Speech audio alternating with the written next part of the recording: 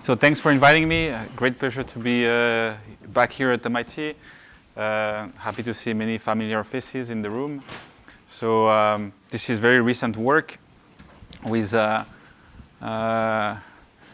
former student from Princeton, Colin Sandon, who did much of the hard work, and I think who just entered the room.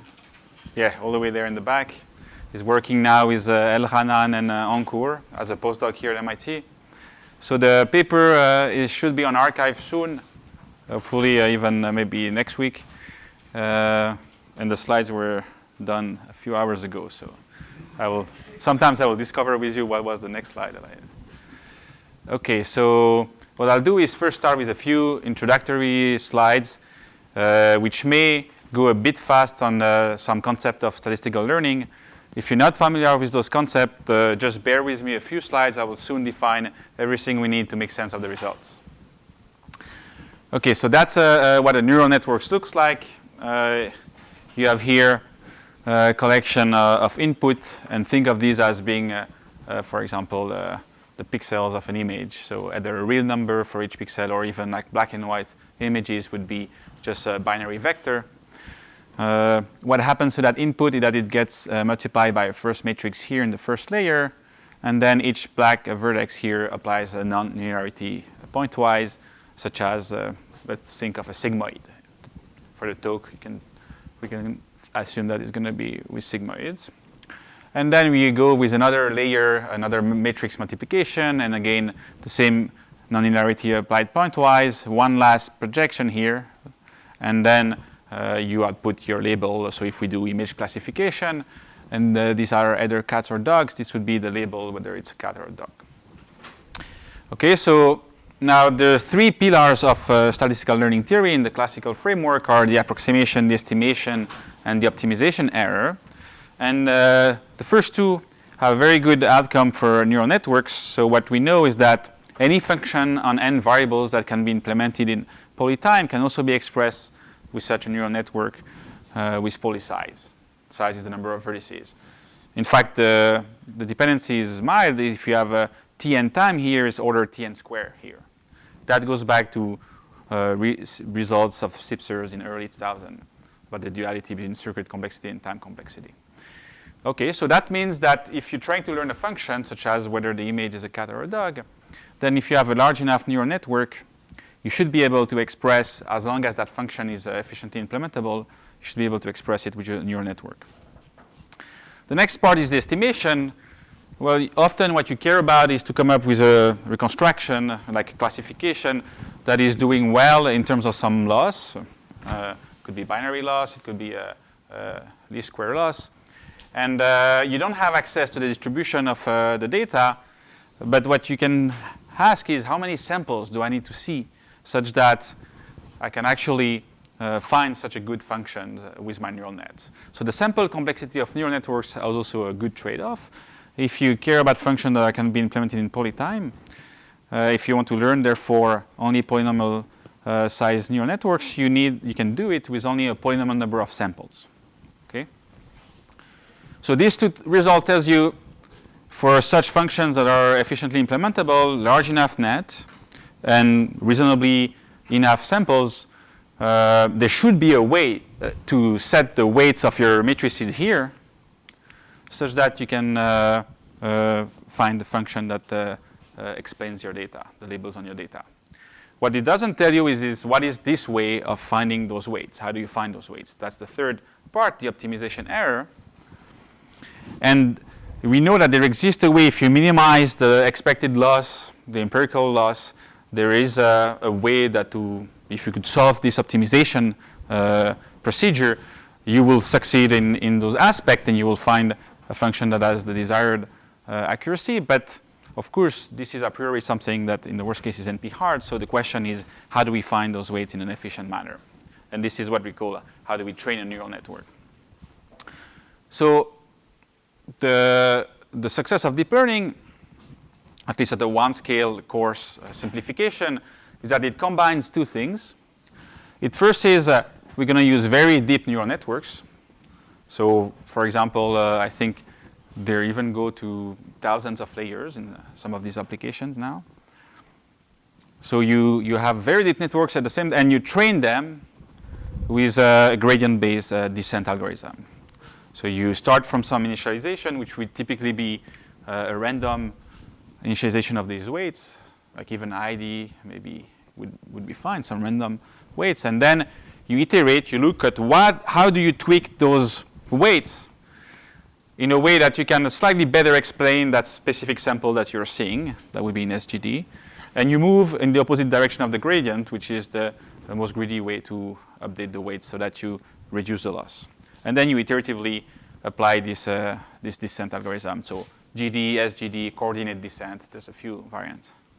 So in a sense, it's pretty unusual that what we're saying is that to solve this problem, which is hard, we're going to introduce two inefficiencies.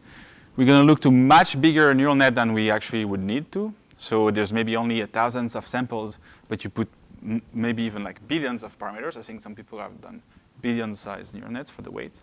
So you put much more weights and parameters than you need to.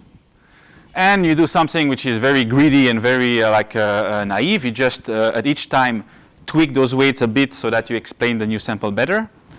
And those two inefficiency, or at least what looks naively as inefficiency, tend to magically combine and give you performances that are very strong. So there's been a lot of emphasis. I'll just, so that was the ImageNet where the breakthrough started, where it improved significantly on the previous performances around 2015 or 14, also improving on the human level accuracy.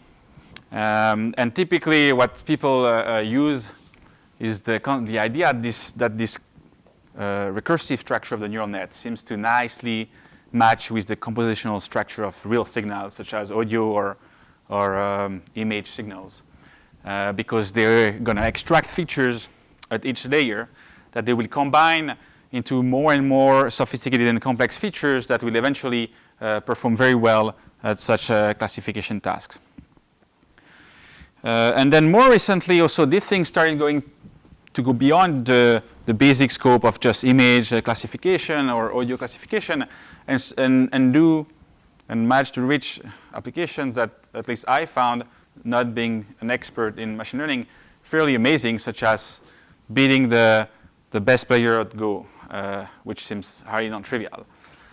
So I guess the question that we were wondering with Colin is that, okay, we start seeing more and more applications that seem fascinating and crazy about deep learning, people trying to learn the law of motions of pendulums by just using approaches that are based on empirical approaches as opposed to trying to come up with principles of physics.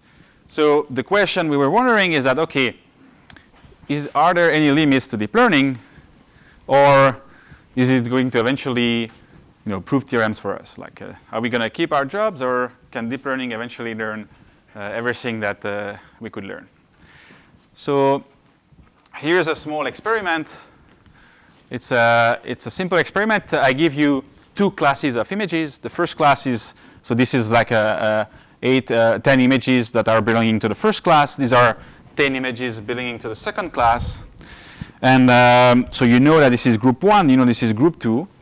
You don't know what makes this group 1 and what makes this group 2. And of course, if you read the abstract, you may have an idea of what is the answer. I don't know if someone, I mean, we can use, of course, prior knowledge of being humans and thinking, okay, if there's no pattern in those images, what else can it be? And there's not so many options. So, I mean, the answer is that these images have an even number of dots. These images there have an odd number of dots. So that's the function. The function is simply the parity of the number of dots in the image. And let's do the following experiment, which we did with the student at EPFL. We took a bunch of images like that, and we trained a neural network with, we went pretty much as large as we could on a laptop. I think we have about 100,000 of weights. It's a 3-layer neural network with 128 weights. And we train it with SGD. And this is what you obtain. So the training accuracy gets to 1. You can perfectly predict the labels of the images that you have in your training set because the neural net has enough parameters to memorize this training set, so it will remember what is what. But the testing accuracy saturated essentially half, which means that your neural net, when you show him a new image like that he hasn't seen, cannot guess better than essentially random guessing. And I don't think that this is a surprising outcome. In fact, I'll mention in a few slides some papers people knew back then in the 80s, Minsky, that the parities was a difficult problem.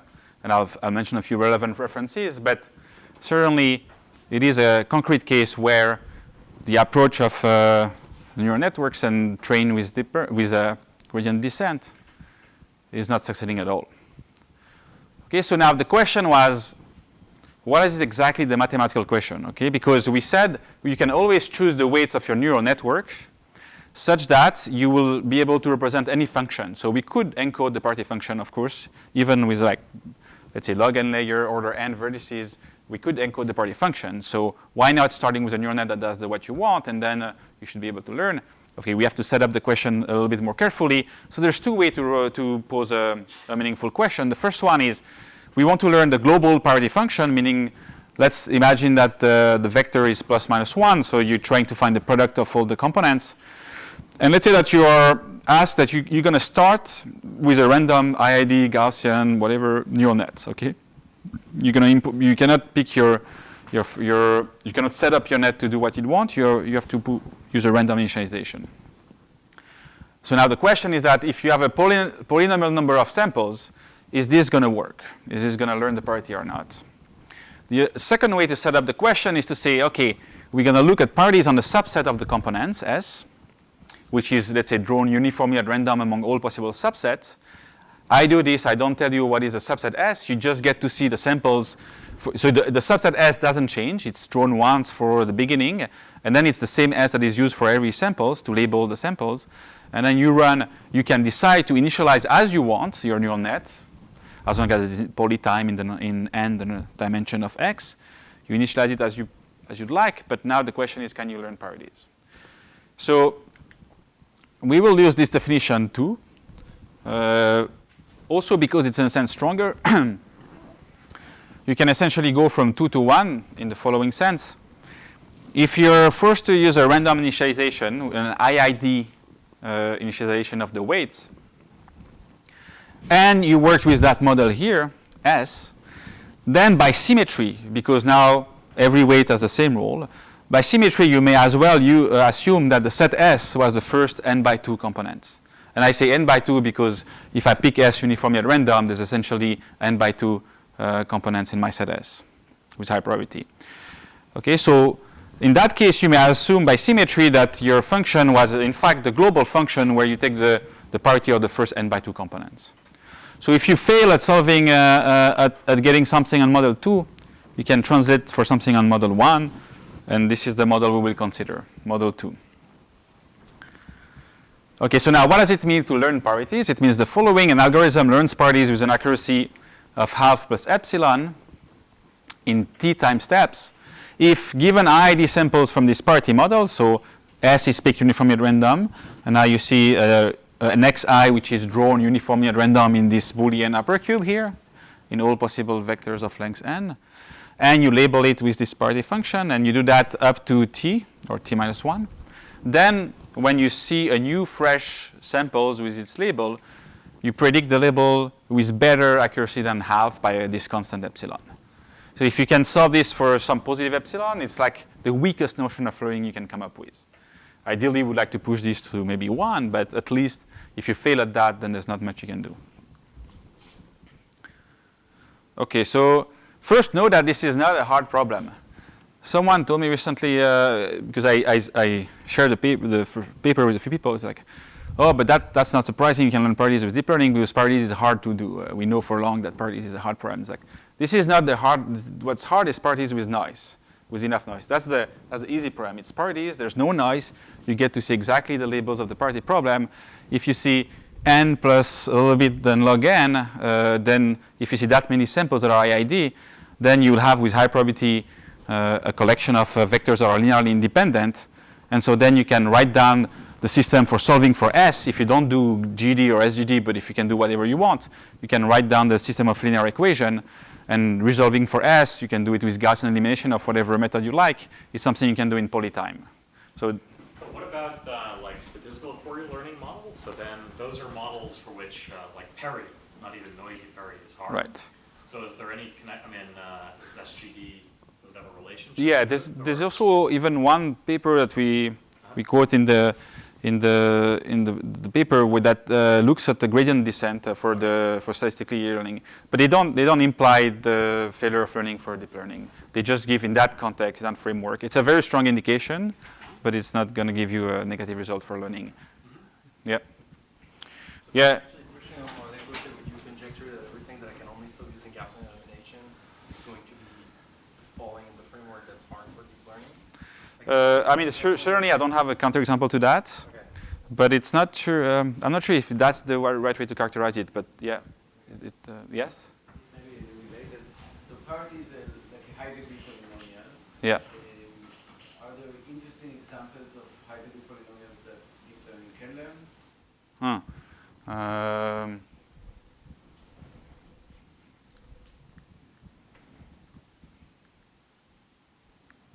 So in a sense, what I will do in a few slides, I'll present why we think deep learning fails on parity, the more general concept. And I wonder if that more general concept would be equivalent to high degree polynomials also. If not, then I will be optimistic that there could be some example of high degree polynomials that we could learn. But if it seems related, yeah, I think of majority, but it's not exactly. But most of it is low. Yeah, it's. Like Yeah, so I mean, it should be some analytic notion. effectively.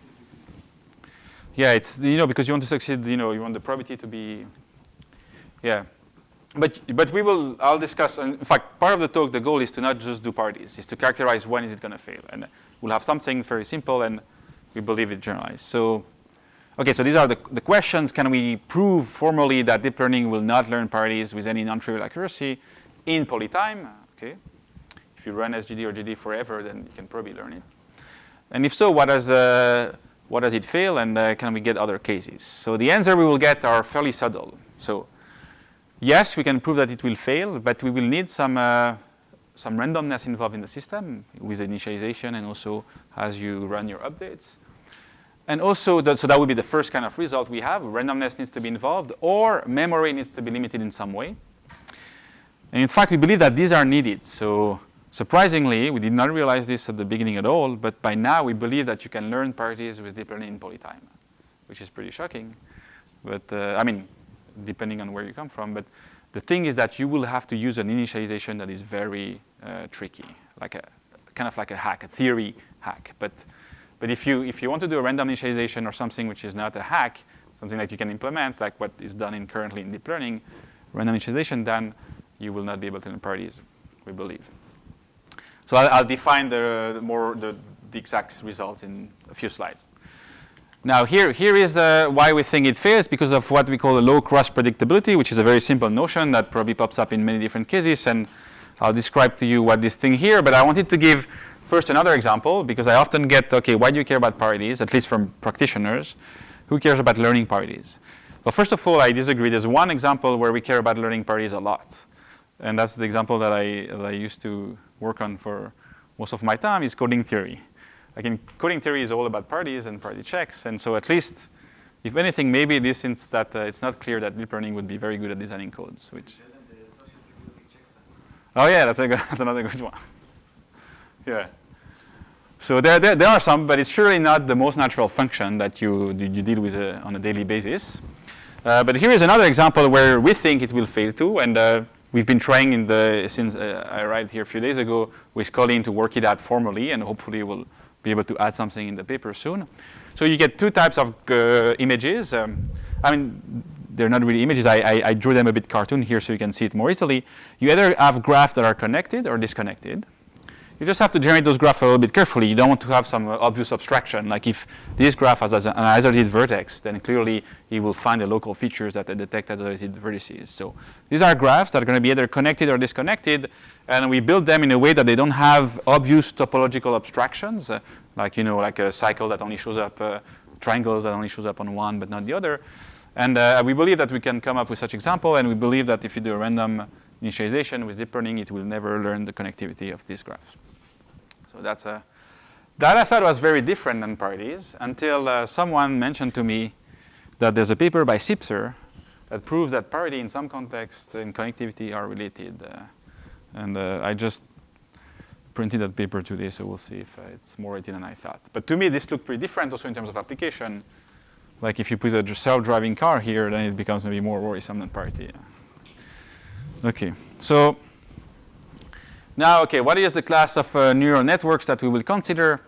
So here it is. A neural network needs two things to be specified. F is the nonlinearity that you choose, and the G is these weighted graphs. So what are the assumptions on G? Well, a few things that are needed to make the statement work of the theorem. G is going to be a weighted, directed graph, acyclic, no loop, and just n plus 2 special vertices. That's n plus 1 special input vertices where you fit the input here plus a special vertex for the input, which is the number 1, so that you can use constant in your matrix multiplications, affine transforms. And then here you have the specific output that needs to be reached by any other input, any other vertex in the graph, and that has no outgoing edges. As long as you have a graph with these properties, and this will define a proper graph for the results to hold. The function doesn't have to be the sigmoid as long as it's smooth and has a few good properties of the result extend, but I don't think it matters too much. Let's just assume that it is the sigmoid function. And we call the output, so when you specify a neural net G, and because I'm going to just assume for this talk that it's sigmoid, I'm not going to specify F anymore, then we call the output eval subscript G for the graph which is used at X, where X is this vector X1, X2, Xn. So remember that G is a weighted graph. It's this collection of edges with weights on them that tell you how you multiply. Okay, now what is the GD step, if you're not familiar with it? So one step in GD does the following. You take your current weights, W for every edge in the graph, and you update them by moving with a learning rate gamma here, some constant. I will specify in theorem how large this can be. And you modify by reducing in the direction of the derivative of the expected loss. So that's the full gradient when you have access to the actual distribution. Most of the time you don't have access to the distribution, or even if you had a large sample set and you could go through all possible samples, it's still too expensive, so you will use only the SGD variant where you subtract not the expected loss, but you read the derivative of the loss with respect to that specific samples that you're seeing. So these are one step of GD, one step of SGD. And what you do then is simply you iterate these steps t times, and this is from an initial set of weights, and this would be the algorithm. Coordinate descent just means that you don't update all the weights, you only update maybe the weights where there's a largest derivative or some rule that you may have. Okay, so now the main results read like this. The first theorem tells you like pick any epsilon positive, and let's have some G for each n, which is your initialization of the neural net. And this neural net has to have polynomial size in n, the input dimension. And we're going to record each bit, each weights with order log n bits, okay? So polynomial number of possible values for the weights, so it's pretty, that's not any restriction. Now, we're going to run SGD only less than 2 to the n 24 time steps, so it's pretty large bound. You could even go exponential as long as the exponent is small, and you will already be in trouble. And but the constraint, this is the version where we show failure with some memory constraint. The constraint is that we can only update order n divided by log n edge weights at a time. So your neural net could be huge. It could have, let's say, whatever, n to the power 100 size. But at each time steps, you only update the weights, a certain number of weights, which is bounded by this. So for example, coordinate descent, where you only update the largest weight, the weight of the largest derivative would be a version of that, specific version with only one edge weights update. Okay, so then what happens in that case, you can learn parities with accuracy half plus epsilon, no matter how small epsilon was. So that's the SGD version with limited memory. And it implies in particular that coordinate descent will fail in polytime. Now, this is the version where you have failure when you don't have memory limitation, but now you have limitation with the fact that you have some noise that comes in. And you see the noise is tiny. So you have, for each n, you have your initial neural net g of, again, size polynomial. Now you run full gradient descent on g, again, with at most 2 to the n this time divided by 10 time steps. And you add at each time, when you compute, when you subtract the learning rate times the derivative, you add a Gaussian noise, which has a tiny variance of only 2 to the minus n by 10. So this is really, we're not talking like, even like learning parties with noise. If you had that amount of noise on your problem, it's as if you had no noise, because that means like if you have a binary noise with that amount, you only see 0 noise. So it's not a regime where it's the amount of noise carries any significance, but surprisingly, that tiny amount of noise is enough to conclude, and also these are pretty standards, the learning rate cannot be that huge, okay? And what is the overflow range? It means that if sometimes when you run your algorithm, you reach a computation that requires a number which is bigger than 2 to the n by 10, you just cap it to 2 to the n by 10. You can't go above that.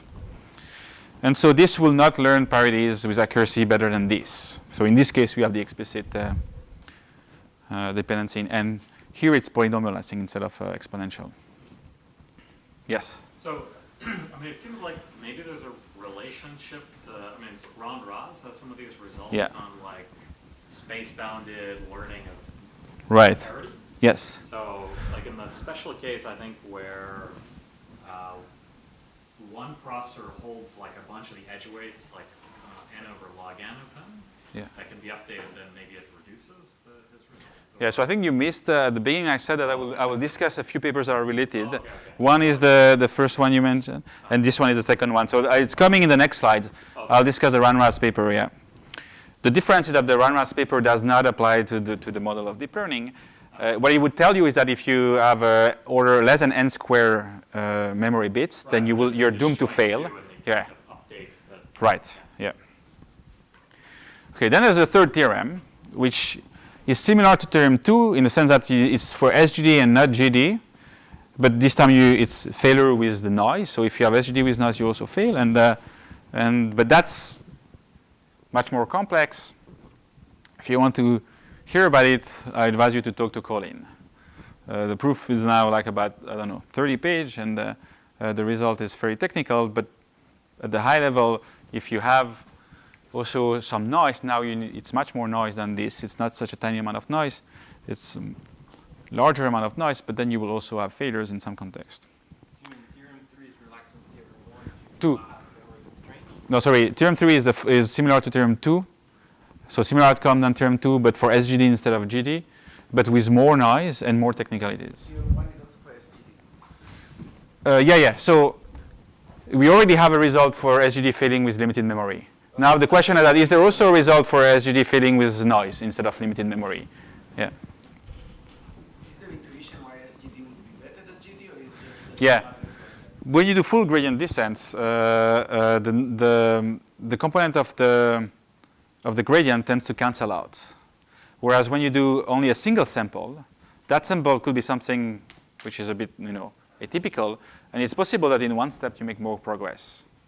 And also it's more complicated you don't have concentration results that take place for a single sample that you would have when you go through the entire gradient. Yeah. Okay, so now this theorem, maybe that's what I found more interesting, is that not only they apply to parity, but they apply to any function, at least 1 and 2, that have a low cross predictability. So it's time I tell you what this is. It's nothing very complicated, but I'll define it in a very general context. So you have X, which is a data domain. So in our case, it's just plus minus 1 to the n.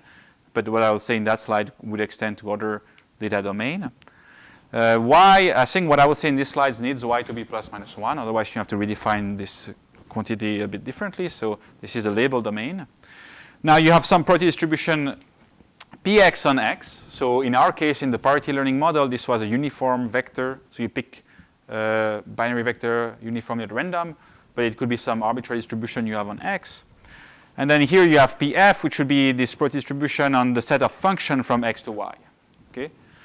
So in our case, again, it would be subsample of subset S and take the parity for that subset. But these slides, I'll define things for an arbitrary Px and arbitrary Pf. And here is the cross spread.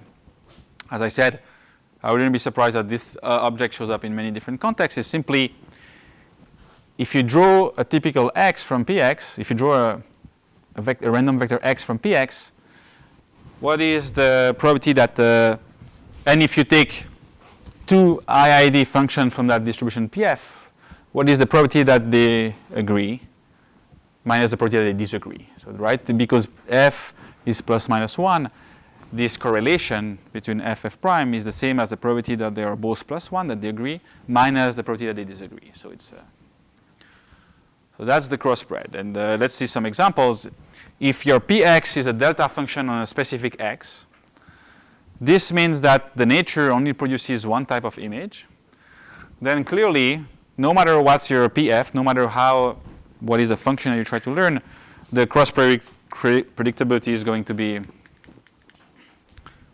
1 because there's a single element in your data points that you see, so you can easily cross spread.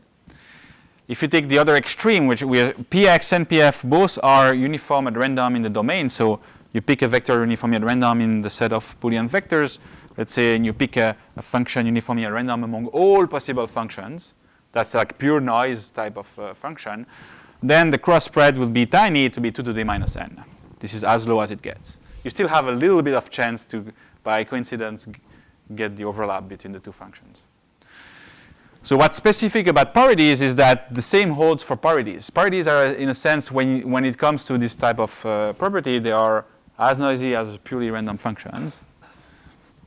This has to do with the fact that they form an orthonormal set of functions. And the cross spread for the parity model is again 2 to the minus n. So that, of course, is something we will use. And so basically, what you're saying is it's like the dot product between. So if you think of these two functions as vectors, these f and f prime as vectors. Yeah. Then this is the expected dot product squared. Exactly. Yeah. It's kind of like the dimension which kind of lives it. It's kind of what? It's kind of like if it was uniform over a subspace of dimension d, this thing would be the dot product squared should be like something like 1 over d or something. Oh, I see. Yeah, if it was uniform. So what we believe is that the results that we have for parity, or these negative results we have in the previous slides, would still extend for any px-pf as long as you have a cross spread, which is sub-exponential. So that gives a bit more freedom than just parities. It's actually pretty. You don't need to go all the way down to 2 to the minus. 2 to the minus something that grows faster than log n. Then we believe it still go through. We also believe that this, we believe, is not something hard. We could write, in fact, we'll try for the journal version to put all these things that are work out. It's the same technique. There's nothing new needed. Proof should go through in the same way. Okay, so these are now the related references. So the first, as I mentioned, it's not new to know that parities are hard for deep learning. This is back from the days of the book on the perceptrons. They already mentioned this is, in fact, it was mentioned by a practitioner that they knew that parities was a hard problem. Now, the Ranras paper 16, what it says is that either you need the quadratic memory or an exponential number of samples to learn parities. Okay, so that already tells us that if you don't have a quadratic memory, then you will doom to fail. This polynomial number of samples. But what it doesn't tell is that if you have more than that, if you have superquadratic memory, but you're forced to use a structure that emerges from training with SGD or GD and neural net, then it's not clear whether it will fail or not. And that leaves so in a sense, the two results, the result of the previous slides and this one are disjoint and do not apply each other. Sorry, so the RAS paper, when you have only log n bits, like when you have memory, so you have one with either memory restricted or noise. And so I'm guessing the one that's pertinent to the RAS result is the one with memory. Yeah. The first one, yeah. And so what is your memory? Like how do I compare the memory you have compared to that? Yeah, so Ranras tells you that there's no constraint. You're not using a neural net trained with GD or anything. It's just you have a memory structure. So if if you have less than n square, so it tells you either you need quadratic memory or an exponential. So if you have less than n square, so it means like, let's see, if you encode your weights with log n bits, if you did less than this number of edge weight, if this is the number of edge weights you have access to, then you will be doomed to fail if you have most that. So, I mean, but it's, even if you have many processors, you can still have a polynomial number of processors, but they're each capped at if they're right. quadratic. Yeah. Yes. Yeah. I guess you mean by processor, you mean the fact that you can, they have more aggregate memory across all the processors, but they're communication limited, and each one of them is memory limited. So like if you have n to the 2 minus epsilon memory for each of them, and then I see. Exponential or bound communication. Okay. I guess in your result, you can have like a neural network of like n to the 5 Yeah, and edges, yeah. and the only result is that at each particular step you only update n over log n. Exactly. Yeah. It's per step. So they're not It's per distributed. step. Yeah. Right, so You have a memory bound per sample if you wish per step. Okay. Now this one is also fairly close in terms of like this paper. They talk about failures of a gradient-based algorithm. They provide a lot of insight both to the theory and at the experimental level. Like they have a bunch of examples for why it should fail. But in terms of formal result, the theorem they prove is that the gradient, the variance of the gradient of the loss function at the random samples is essentially small, which means that the gradient, if you look at the gradient at the random samples, it will essentially concentrate around its expectation. Its expectation does not depend on the parity function because it's expectation over all parity function. So this means that the gradient should essentially be independent of the samples, so you would expect to make little progress, which is in fact a solid intuition, and they state in the paper that this gives evidence for failure, which is partly true, but they don't prove that it will fail at learning. And in fact, by now we know that it's not at all obvious to conclude from this that it will fail at learning because we believe that you can learn parities in polytime. And so this property of just the gradient being concentrated is not enough to conclude failures of learning. Okay, there's more ref about statistical query algorithm in the paper. Okay, so now I'm confused. Yeah. When you said the gradient concentrates, is with respect to which probability? Position, or is it just So you have the expectation over this subset S that is random, okay? And then you have the expected gradient of the loss over the x, ps, x. Expectation, this is x over the input that you generate. And minus, and now here, can you see? Yeah. Minus this expectation over x and s also of the same quantity that I wrote here, square, okay? So that's exactly the variance of the expectation of the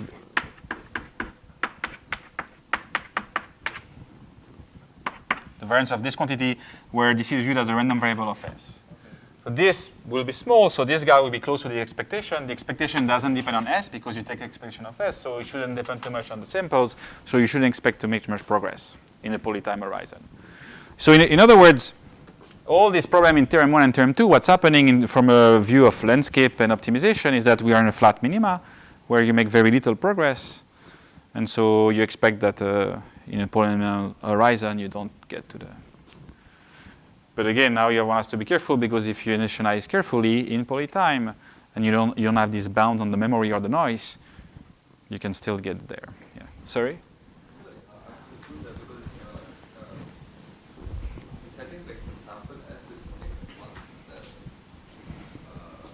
Yeah. No, it's sampled once. That's not for analysis, but it's drawn uniformly at random. But that's just for the analysis, okay? You look at this quantity for a random S, and I'm telling you that this quantity is going to be close to this expectation. That's like for the analysis. It's not for the model. And so if you have that, then this guy doesn't depend too much on it. Yeah. S is the signature where you are taking the parity. So X is the Yeah. No. S is not the samples. S is the signature. S is, this parity function depends on X. Yeah. Yeah. Okay, so what's the time? 57. We have 15 minutes, I guess. Okay, so it's good. I'll tell you a bit about the proof techniques. The proof of theorem 1, I'll just give you the insight. Theorem 2 is a bit simpler. I can show you more details. But the general idea is again, it's something fairly natural.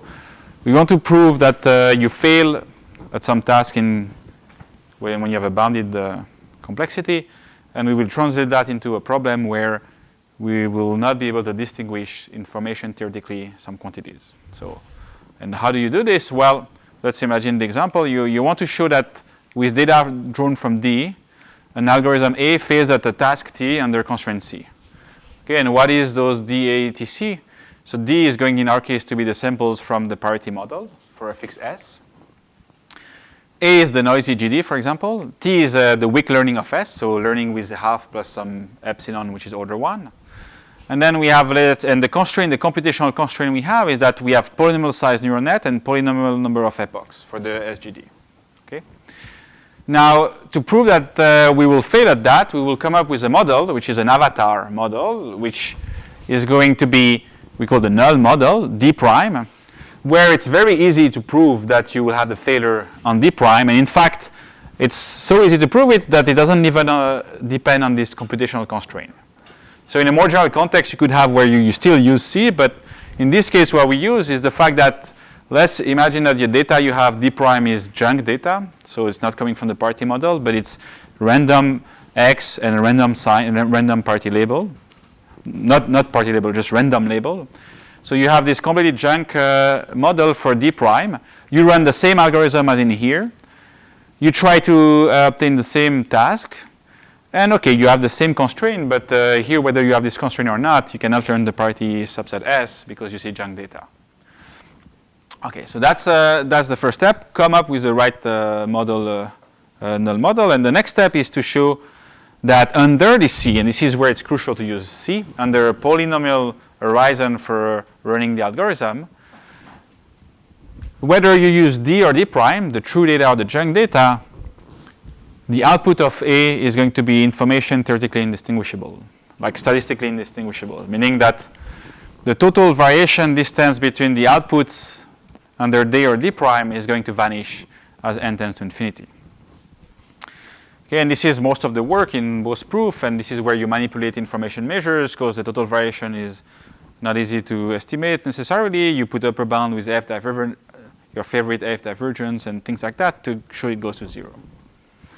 Now, the last step is that, of course, that's again a bit easier of a step because you know that it's clear that you must fail with D prime. If the two are essentially indistinguishable, then you must also fail for the original model. So what vanishes, you mean like exponentially one?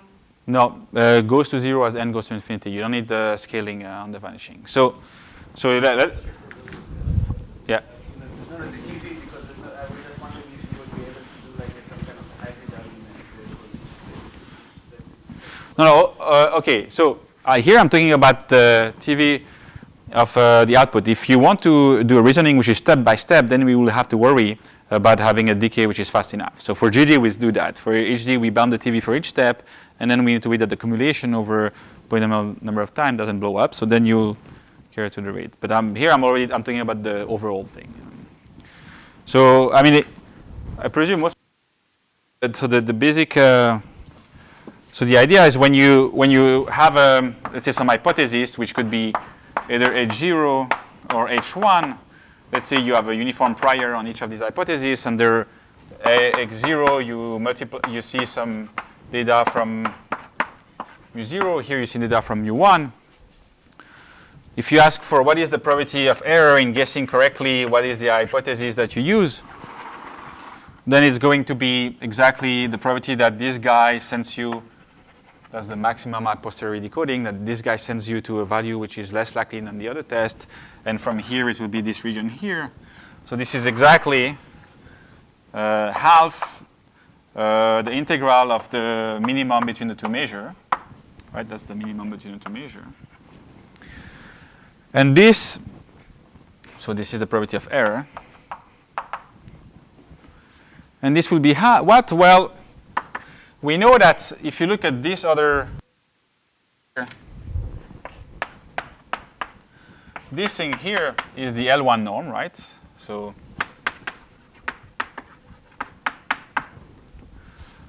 because it's mu0 minus mu1 when it's strictly positive, an integral of mu1 minus mu0. So this quantity, if we add to it 2 times the white region here, 2 times that region here. Actually, no, it's 4 times because I want to add this integral of the minimum. Then this should be 2 because this is the entire integral of the mu0 and mu1 twice, okay? So hold this to say that this will be exactly half minus half the total variation of mu0 and mu1. Okay, so now you can use, if the total variation tends to 0, then you cannot distinguish whether you come from the first hypothesis or the second one with a chance which is better than half. And so that's the first way we use it in theorem 1. We use the fact that TV tends to 0 to eventually come up with a contradiction argument. If you could, since the TV goes to 0, you cannot decide between the model where you have the true parity or the junk model. And therefore, if you could solve the problem for the true parity model, you would have a way, and since you know you cannot solve it for the parity model, you would have the way to distinguish hence contradiction. That's one way to conclude that if TV goes to 0, you're in good shape. Another way is simply to use, and that's what we use in theorem 2, it depends on the context, the fact that the TV is also the supremum over all events of the probability that mu0 of A minus mu0 of mu1 of A. That's the equivalent representation of TV. TV is just half the L. Here, viewed that way, it will be half the L1 distance. This is the equivalent representation. So therefore, you have this inequality here, which is that the probability that the output is good, and good is whatever event you like, is at most the probability that the output under the other distribution is good plus the TV. TV goes to 0. This guy is about half because this is a junk model. So this guy is staying close to half. Okay. That's these are the 2 ways to use the TV going to 0. And this is how you end up concluding the theorems. And this is where you need that you work with a polynomial number of samples. The fact that you have a bounded complexity, if you break this bound on the number of time step, you can have exponential steps. Then you can the TV will no longer go to 0. Okay. So let's see. We'll see how far we get, and we'll stop when we get to the time. So here is for the first model, the black box result that we capitalize on is the following. You have a general setup. You have x and f. So x is your input, f is your function. They're drawn from some distribution. Yeah, I want to phrase that a bit more generally than parties. This is where the cross spread shows up. So that's why I want to show you how cross spread emerges. And now you have y is the label of your data point x. So x would be a random a vector. F would be, for example, the parity function. And then y is the label of the parity. Now you use a function g to record something about what you have seen. So you've seen the sample x with the label y. And it could be the weight of a neural net or the weights of a neural net, or it could be anything you want. It's just something, but we're going to go step by step. I just want to see how much can I get in the single bits when I store a single bit about this pair. And now we're going to ask, okay, how much information can this W, this bit that you store, how much information can it contain about the original f, the function that's been used to label your data? So we need the measure of information. Eventually we will care about TV. But this one is much more easy to manipulate. It's simply the variance of the conditional expectation. We call it I2 because it's, at least in the case of uniform W, it's exactly the chi-squared F divergence. And we know that's a Pinsker inequality, and this is a generic bound. We know that this is when you take the square root of this quantity, you dominate the total variation distance between the W and F. So if you're not familiar with this kind of things, for example, we play a lot with this thing with Henrik, which is also in the room. So I advertised the former student from Princeton. I don't see Enric. Oh, he's there. So these are just convenient things to manipulate, and they will give you when you take square root because of Pinsker bounds on TV. But this is much more intuitive. It's the MSE variance. And the main theorem here is the following, is that this quantity in this general context will be upper bounded by something which is the cross spread, square root of the cross spread. And then this is what I call the inherent bias of the W. Meaning if your W function was always outputting the bit 1, so clearly there's no variance in this quantity if you always output 1. So this should be 0. So there's some, this is why this quantity would be 0. So now you see there's a small tilde here. It's because actually W tilde is what happens to your function g if when you plug instead of f for the second label, you pick a label uniformly random. That's not so important. Don't focus on that. What I want to have here is a term that would go to 0 if g is deterministic. But in the cases that we care about, g is not going to be deterministic. It's going to be more have some randomness. And in that case, this is just a constant. And this is the term that matters, which is the cross spread, root of the cross spread. So the proof is not too hard. I'll give you the flavor. So you look at this variance of the expectation of W given F. So this is what? W is Boolean. So this is the probability that W is 1 given F minus the marginal, the expectation of this quantity here. And you square and you take the expectation. So now where is the dependency in the function G that you use to record the weights, and where is the dependency in the function F? Well, it's here. So this is a term. So you're doing the W depends on X and Y, the data and the label, and insert the X and the Y. And now I have to multiply by the theorem of total theorem of probability by the marginal of X. And here I have to multiply by the fact that I'm using F. So this is for F is equal to little f, sorry. So this should be capital F here. So that's exactly what this first term looks like when you write it down in terms of the two quantities that we care about. So the function G is in here. This is W is G of X, Y. And here is the dependency on F. Now this guy would look like that as well, except that you marginalize over F here. So when you subtract these two quantities, you still have something that looks like that. That's all I want to say. It's an expectation over F. This is this expectation here of a quantity that depends on the G and a quantity that depends on the F. Then this is the square F as a unit product.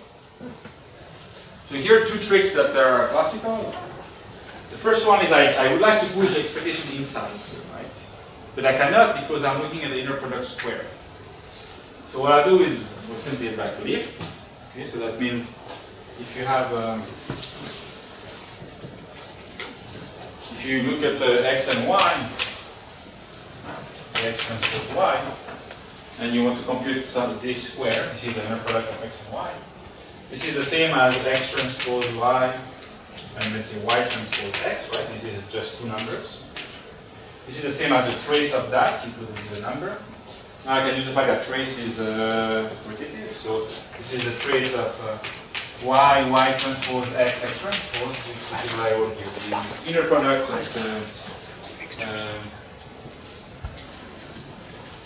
the inner product of the tensor product, the tensor power of each of these vectors. Okay, now I can bring the expectation inside because of the lifting. The next step is going to use simply Cauchy-Schwarz. That's how we separate dependency in G and F. And now we're going to sort of revert back the tensorization, that we have an expression that we can manipulate. And this is again using the fact that this thing here, the same reverse type of tricks here, together with the fact that the expectation of X squared is the same as the expectation of X prime if X prime are IID. Now we can write this into a cross-spread printer. This is like, I'm hiding a bit what these guys are, but that's like the main steps in order to go from something that is the information in W and F to something that has to do with sampling two function F and F prime. Because a priori there was no F prime, but you can view this as a correlation. Okay, so then you need to generalize this for n bits, and you get an ND expression in terms of the total variation. that involves the mean entropy here. And this is, and then you need to aggregate, look at the accumulation when you don't do this for a single bit or n bits, but you do this over time. And then there's something that we call the sequential learning algorithm, and then we end up bounding the total amount of the TV between not just one step, but many steps of SGDs. I think, given the time left, I don't think I will I'll discuss the GD step. I'll just give you the 1 minute flavor. We do something similar. We want to evaluate how much progress you make in one step of GD. So we bound the total variation with various inequalities. And the only interesting inequality here is this one here.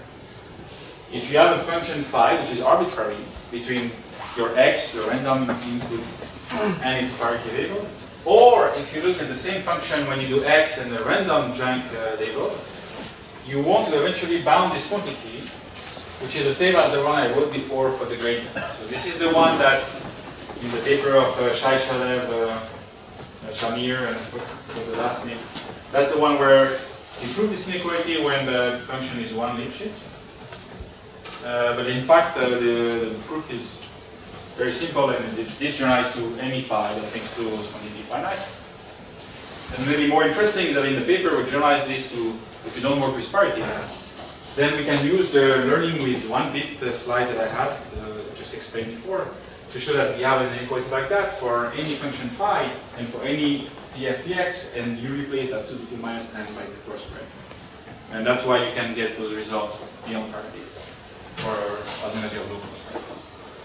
Yeah, I think I'll stop here. Of course, first time I give a talk, you always have too much.